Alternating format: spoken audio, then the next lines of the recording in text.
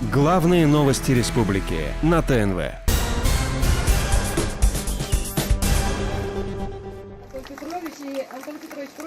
Вот так, можно сказать, буднично запустили на этой неделе промышленный парк «Вятка» в Мамадыше. Теперь его официально можно считать действующим, пусть и с одним пока резидентом.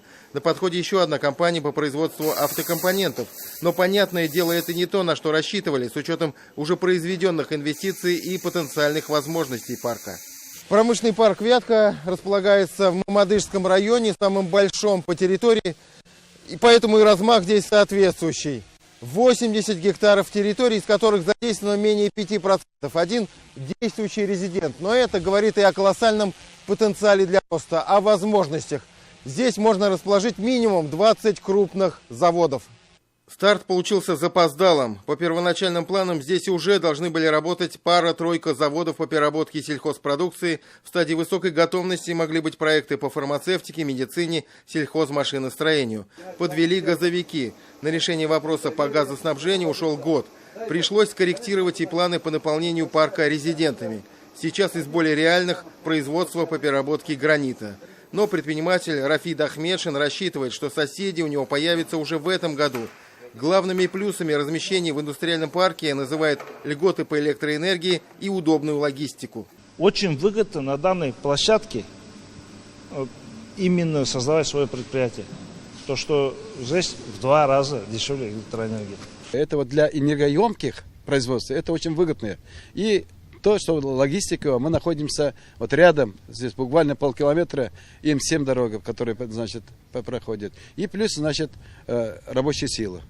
Еще один мощный стимул для потенциальных резидентов парков – программы поддержки от государства. С ними также не все просто. Количество таких программ снижается. К примеру, ранее действовала удобная и привлекательная программа 50/50, когда половину затрат резидентов промпарков на приобретение оборудования государство компенсировало. В этом году такого бонуса для бизнеса нет. Зато есть программа по субсидированию процентной ставки по кредитам. Но и здесь есть свои подводные камни. Рафид Ахмедшин, например, воспользоваться ей не сумел. Говорит, чтобы рассчитывать на субсидию, нужно кредит взять под 12% годовых. Ему же банк одобрил ставку только под 13%. Получается, чем больше ты нуждаешься в помощи, тем меньше шансов ее у тебя получить. Малому бизнесу помощь мало. Потому что вот опять-таки вот этот вопрос, то, что вот эта кредитная ставка, да, если бы я взял миллиарды, допустим, у меня кредитная ставка была бы дешевле, поменьше, соответственно, согласитесь? Вот. И я бы прошел через эту программу, так ведь? Если у тебя еще нечего заложить, ты начинаешь, допустим, бизнес, естественно, они уже под 12% тебе не дадут, уже дадут под большие проценты. А это сейчас невыгодно. Сейчас в Татарстане порядка 70 промышленных площадок муниципального уровня, и все они очень разные. Начнем с районов, где их нет совсем. Это Аксубаевский, Алексеевский, Атнинский, Бугульминский, Черемшанский районы. Еще в 5 районах, по данным Минэкономики, в Буинском, Верхнеуслонском, Рыбнослободском, Тукаевском, Высокогорском промышленные площадки создаются, то есть по факту их нет. По крайней мере, они не могут считаться действующими. Но даже в тех районах, где промпарки есть, остаются вопросы с их заполняемостью. Где-то мы видим заполняемость 100%, где-то мы видим заполняемость 25%, но в среднем это выше половины. Это уже Мензелинский район Татарстана. Здесь всего одна промышленная площадка, на которой пока работает единственная компания «Резидент». Это производство минеральной воды и безалкогольных напитков. На самом деле для республики это случай довольно типичный, когда отдельное предприятие объявляет себя промышленной площадкой и получает соответствующую аккредитацию. Цель понятна – получить больше преференций и льгот.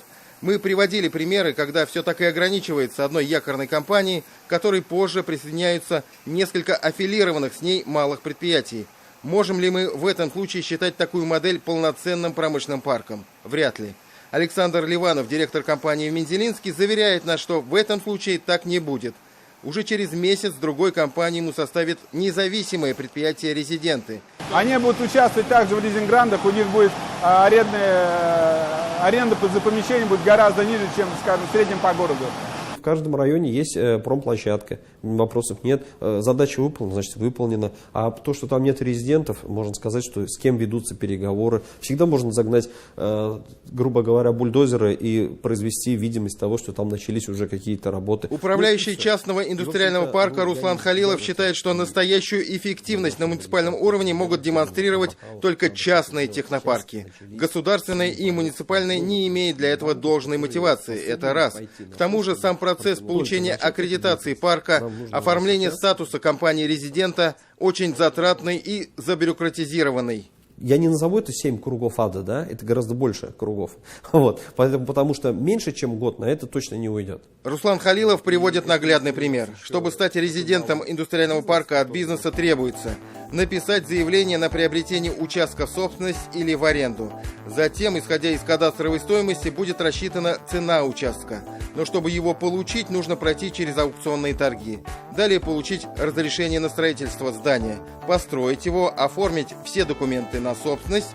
И только после всех этих процедур можно рассчитывать на какие-то преференции и льготы. В лучшем случае на все это уйдет год. Дамиру Каюмову, хозяину бизнеса по производству мебели, понадобилось больше 3 лет, чтобы оформить все документы для получения аккредитации индустриального парка. Каково же было его разочарование, когда он узнал, что все бумаги в порядке, но парка не будет. Все вроде бы приготовили, а тут оп, и аккредитацию больше не выдают. Там. Закончилось. Проще выйти на рынок в Европу, проще выехать на выставки, там что-то, новые рынки найти, чем тут суетиться с бумажной волокитой. Тимур Бекмурзин, Андрей Ключников и Андрей Мохов. 7 дней. Черное озеро. По будням в 21:00.